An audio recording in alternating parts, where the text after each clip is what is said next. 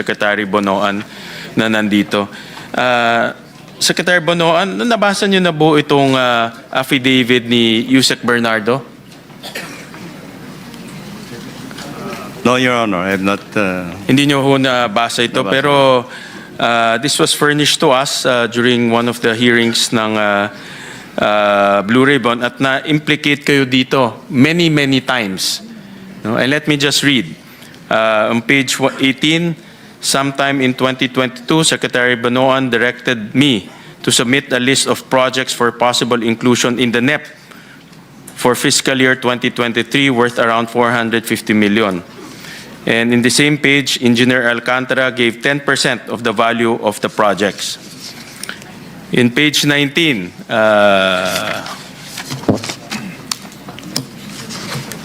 similarly, on 2023, Secretary Bonoan directed me to submit a list of projects for possible inclusion in the NEP for fiscal year 2024 worth around 150 million. Engineer Alcantara gave 15% of the value of the projects. In page 19, in the year 2024, Secretary Bonoan also directed me to submit a list of projects for possible inclusion in the NEP for fiscal year 2021, 900 million.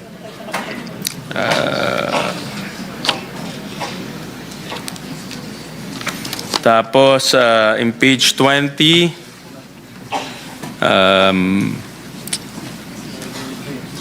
the value of the projects that I handled for Secretary Manny Bonoan was at least 5 billion per annum for the years 2023, 2024, 2025 with a 15% average commitment.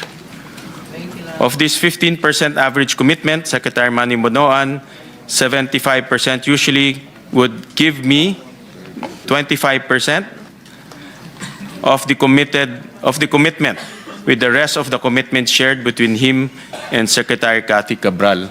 And in one of our budget hearings, I believe kinumpute po ito ni Chairman Senator Lacson and Senator Kiko Pangilinan, ang SOP na napunta sa inyo is worth 2.25 billion pesos since 2022. Well, ano po ang masasabi niyo ho dyan? I think, Your Honor, I think this is something. Well, I think I issued a denial on this at one point in time when I learned about. I have not read the entire affidavit, but I issued a denial to it. I don't even recall actually talking about any projects at all. If there will be proposals from them, I just. No, but this is very clear na meron kayong allocated amount No. at nagsasubmit sila ng project sa inyo at binibigyan kayo ng kickback. Wala ho 10%, 15%, and pag sinuma ho natin lahat yan, aabot yan to 2.2 billion pesos. This, I completely deny, Your Honor. I don't have any allocable amount. Mamaya, pagsasalita namin si Congressman Leandro Libiste. Opo. And I think he will negate what you just stated na wala kayong allocable. Kung hindi man allocable, baka non-allocable. Pero meron. Anyway, sige. Well, Mr. Chairman, whether allocable, non-allocable, nakakuha kayo ng kickback. Wala po. And the fact is, nandito tayo ngayon dito sa hearing because for the last 4 years, pinabayaan yung nangyayari to under your watch. You're the Secretary of the 3 years, Your DPWH. Honor. O 3 years, 2 years, 3 years. Secretary kayo ng DPWH. May mga ghost projects. May 20-25% nangyayari sa ilalim po ng inyong opisina. Kaya ako ho, personally, ako naniniwala po ako dito eh. Paano ho isang secretary palalampasin nyo itong nangyayari sa atin? Kaya ho tayo nandito sa ganitong sitwasyon ngayon eh. Your Honor, as Secretary of the Department, I have general oversight. I have general oversight of all the implementation. Pero kung kasali ho kayo dito sa mga kickback, And yung this is- oversight na yan, walang kwenta ho yan. And this is what I deny, Your Honor. Ano nyo, hindi ko ho makita. Sa Bulacan, sa Davao Oriental, may ghost project. Lahat ng kasama nyo, alam, in 2025, na kickback na nangyari. Kayo lang hindi nakakaalam eh. Your Honor, I was the one actually who reported to the President where the ghost projects are in 2025. Nung pumutok na ho to, nung nag-privilege speech na Senator Lacson dito Hindi sa po. Senado. But throughout the years na pumupunta ho kayo dito, wala naman kaming naririnig na may problema. Kasi in my opinion, kasali ho kayo dito. But anyways, Mr. Chairman, I'm just echoing my frustration as a Filipino, Mr. President. Nakaka-frustrate, no? Na nandito tayo ngayon, pinakikinggan natin to. Dapat ang pinakikinggan ho natin kung paano po umunlad yung bansa ho natin. Pero dahil po sa inyong masamang liderato, nandito tayo ngayon.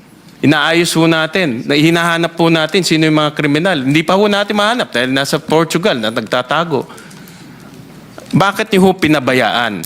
Yun ang aking sentimento. But wag na ho kayong sumagot. I don't expect you to admit that, but I'm just airing out my frustration, Mr. Chairman. Thank you. Maraming salamat po. I just want to take exception kasi sinabi nyo, ang trabaho nyo as DPWH Secretary, oversight.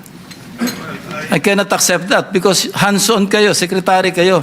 I cannot imagine Secretary Dizon exercising oversight function over his own department. So kindly correct that because that is not correct. Your Honor, what I'm saying is actually as Secretary, I exercise overall supervision, authority, Not oversight. and oversight. Because I also rely Sabi nyo on kanina, my people. ini-impress nyo, oversight lang kayo. But I Mr. also Chairman, rely- as Secretary, you exercise control. I Control. You have control over the department. Yes, Your All the Honor. way to the last janitor. Yes, Your Honor, but I also rely on my people under me to cooperate, to do the job that they Secretary, 3 years, 365 days nandoon kayo.